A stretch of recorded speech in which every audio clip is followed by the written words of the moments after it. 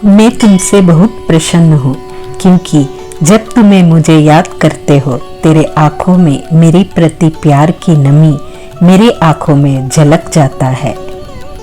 तुमसे मेरे नाता है बहुत सदियों से है, ये बात तुम नहीं जानते पर तेरी आत्मा अच्छी तरह जानती है। रोज तुमसे मैं मिलने आती हूँ, तुम जब नींद में मेरी राह देखती हो, तुमने जब भी मेरा आराधना किए हो कभी कुछ मांगने की इच्छा प्रकट नहीं किए हो, जबकि इस संसार में हर व्यक्ति मुझे पाने के लिए न जाने कितने मशक्कत करते हैं, सिर्फ मेरे लालच में एक दूसरे का छल करके मुझे प्राप्त करने का इच्छा रखते हैं। जब भी मैं इस दुनिया में प्रवेश करती हूँ मुझे अधिकतम लालच की भू आती है, मुझे यहाँ रहना घुटन सी महसूस होती है, लेकिन क्या करूँ, तुम सब मेरा ही आविष्कार हो। तुम लोगों का जीवन शैली अच्छी तरह गुजारने के लिए मेरा यहाँ होना अनिवार्य है।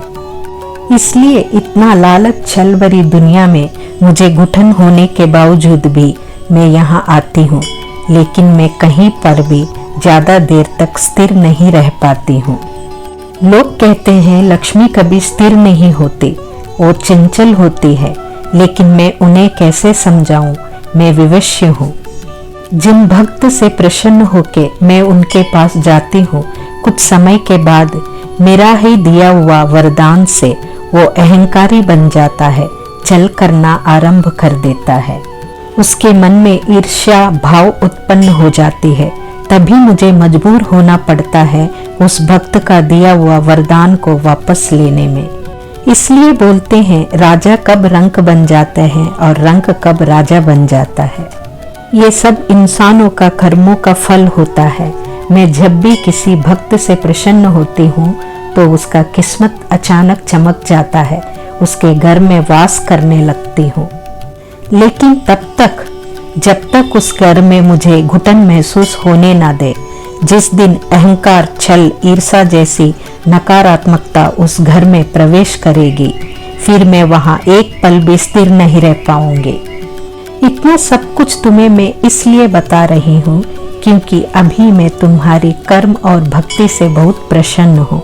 तुम्हारे भाग्य को चमकाने तुम्हारे घर प्रवेश कर चुके हूँ। मुझे उम्मीद है कि तुम्हारे घर में मुझे कभी घुटन महसूस होने नहीं दोगे।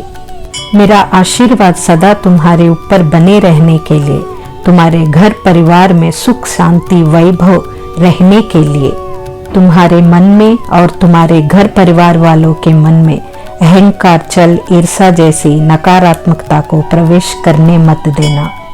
मेरा आशीर्वाद तुम पर सदा बने रहने के लिए मेरा ही द्वारा दिया हुआ धन से जरूरतमंदों का सहायता करना।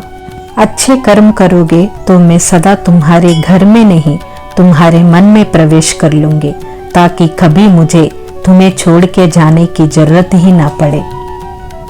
क्योंकि मैं ऐसा घर की भूखी हूँ जिसका घर पवित्र हो, निश्चल हो, वो घर तुम्हारे मन है, ये मुझे नजर आता है।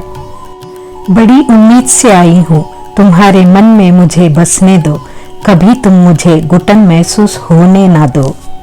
इस दिवाली के पावन पर्व में तुमको तुम्हारी सुख शांति समृद्धि खुशियां मिल चुकी है और मुझे मेरे भक्त का निस्वार्थ मन में बसने का घर मिल चुका है। सदा खुश रहो, सौभाग्य से अपना जीवन पूरा करो, प्रतिष्ठा धन धान्य से संपन्न होकर अपना जीवन सार्थक करो, यही मेरा आशीर्वाद है।